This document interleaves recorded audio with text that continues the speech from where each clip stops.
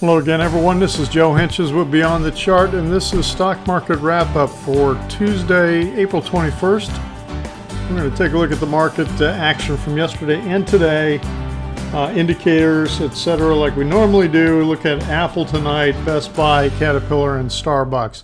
And first of all, I just want to say thanks for all the congratulations notes I got yesterday and overnight today, too, for, I know the post I put out regarding our new grandson, baby Jack Joseph. He's doing great, sleeping like a champ, and he's pretty calm, although I'm sure he won't stay that way very long, so we'll see.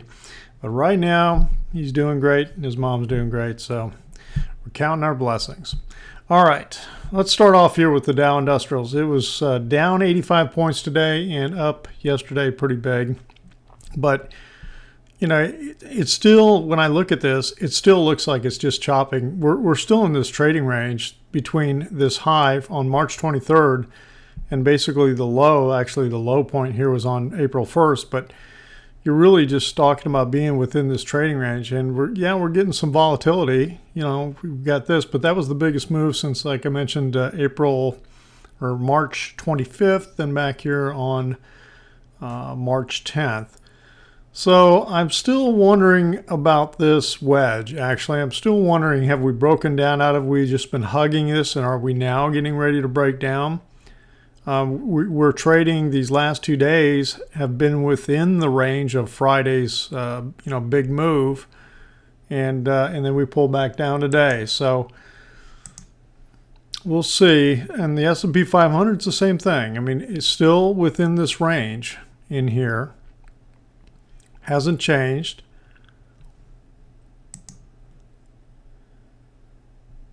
NASDAQ, actually same thing. All the markets, I think one of them is a little bit different than that. Take a look at the New York Composite. Yeah, the New York Composites is one that's a little bit different, but even it is doing its own kind of wedge deal here. And I mean, you know, you just wonder, how is this going to resolve itself? I don't know. I mean, the short term, I mean, the moving average is all still kind of trending up, but really it's sideways to up. I mean, it's not strong. And Russell 2000, you know, it's pushing up into this wedge also. Now, this has gotten outside. So this one and the New York Composite are a little bit different picture than what we're seeing on the, you know, S&P 500 and the Dow. Short-term trading index, it's rising up. I mean, we get a little bit more negativity coming in here. The 10-day is at 1.15.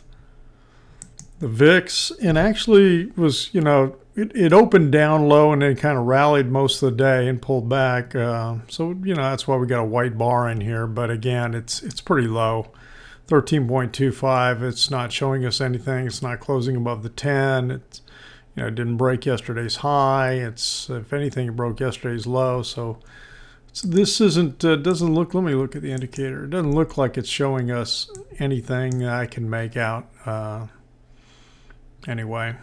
At least not yet. High-low index basically pulled back up over the last 2 days. But again, it's just, you know, not going anywhere. We had this cross on the moving averages, but that's about it in terms of the, you know, any kind of signal that we're getting in here. Let me go back to the New York Composite and take a look at the McClellan Oscillator. I looked at this. This kind of surprised me how oversold, and it may be preliminary. Let me see if it adjusts. If it adjusts, yes, it did. See, I thought that didn't look right. So that's why sometimes I just have to wait until the market, till the data comes in that's more final. So this has popped back up into the positive. I mean, it wasn't extreme. It's not in extreme oversold condition like it was, you know, starting to lead me to believe it was. But so again, I would say we're kind of in that neutral area, neutral territory. All right, so that's with the indicators. Nothing is really showing me any kind of extreme or neutral. to trending higher, but a couple of indices are breaking out, like the New York. I wouldn't even call them breaking out. They're slightly pushing higher, the composite and the Russell 2000, but everything else seems to be stuck in a trading range. All right, let's take a look at the semiconductor ETFs and see what it's doing. Now, I did talk about, is it going to break the trend line? It broke a little bit here on Friday, but then it just came right back. So there's a chance it could be pushing up and wanting to break this trend line. I mean, we've had this up here for quite a while. We'll see what happens. Not a strong move by any means. Let's take a look at the home builders. The home builders came back today. In the last 2 days, really were trending up from Friday's breakdown. But we're getting a little moving average cross, and we'll see whether that carries a little more selling into this or not. Again, it just looks like from February, that it's down, up, down, but basically kind of sideways over the last couple months right in here. And then the last one, XLF, and that was down. So I mean, it's actually closed lower than it closed on Friday, which I think is kind of interesting. So yeah, we bounced up yesterday, but it was kind of an inside kind of doji day, and then we sell off here today. Open up, sell off, and we'll see whether or not we're going to get some follow through. That's been the story, getting follow through. That's been the story of the last month or so, it seems like. Let's take a look at Apple, and the one thing about it, I mean, is the markets get into this kind of a funk a little bit, and but nothing lasts forever, and then all of a sudden you get huge moves coming out. Now look at Apple. I mean, it just here I was looking at this, saw this move down, and thought, okay, well maybe it's going to break down. Well, I was going to wait for an entry point. Entry point never got hit, so we never got into puts. And then what does it do? It comes right back yesterday, and then today no follow through. Basically opened up and then sold off, and so it's right in between these two trend lines. This is like a sideways symmetrical triangle, very compressed, and this thing is going to explode one way or the other, but it's really hard to tell which way it's going to go at this point. Let me take a look at the indicators. Based on the way that looks, I would guess maybe the next move is up. We got DI plus above DI minus, and demand index went positive. So we'll see whether or not we can continue to get some follow through from this little 2-day move, and it pushes up over that trend line out of the triangle. Best Buy has been pushing down.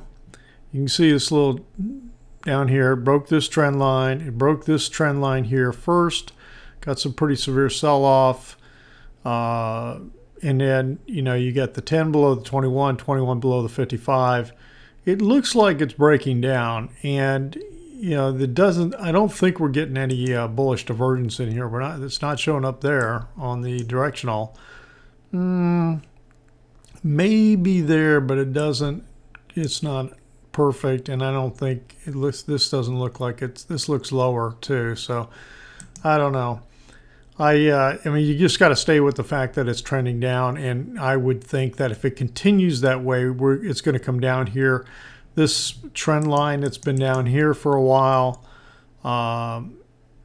it could come down to the 233-day moving average. It could get support right down in this area here where it got support before, which would be around 34, 33, 34, and that'd put you in close to the 233. So that's what I'd be looking for as this continues to trend down, and then see if it sets up for something else. Caterpillar. Let's see. Cat. There we go. Okay, so Cat, we talked about how this came up, and it's getting this resistance here. Now it's just been chopping sideways, and you can see, well, this day is outside of this range, but these 3 days are well within this range here. But again, just chopping sideways, it does look like it's trying to turn. Again, it just doesn't, it's hard to make anything out of that yet. And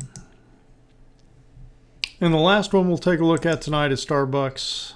Where is it? Here we go. All right, and SBUX, this is kind of interesting too, because I had this trend line drawn up here on SBUX, and I was thinking, well, maybe it's going to do similar type move as here.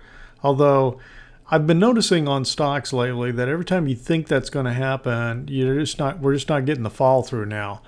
And down here, these moves, there was no divergence happening. Okay, there was no real divergence happening with this move in SBUX.